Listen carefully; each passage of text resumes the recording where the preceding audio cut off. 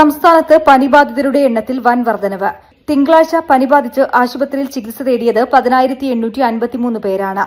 തിങ്കളാഴ്ചത്തെ കണക്കുകൾ പ്രകാരം പനിബാധിതർ കൂടുതൽ മലപ്പുറം ജില്ലയിലാണ്. ജില്ലയിൽ നിന്ന് മാത്രം 2,117 പേർ പനിക്ക് ചികിത്സ തേടി.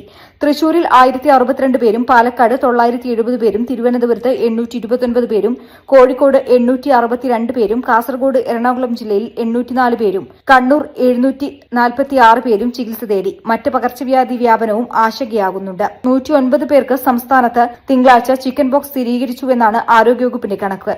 കൊല്ലത്തും പത്തനംതിട്ടയിലുമായി തിങ്കളാഴ്ച 2 പേർക്ക് മലേറിയ സ്ഥിരീകരിച്ചു. ഡെങ്കിപ്പനി സ്ഥിരീകരിച്ചത് 11 പേർക്കാണ്. ഡെങ്കിപ്പനി മൂലം ഒരു മരണവും സംസ്ഥാനത്ത് സ്ഥിരീകരിച്ചു.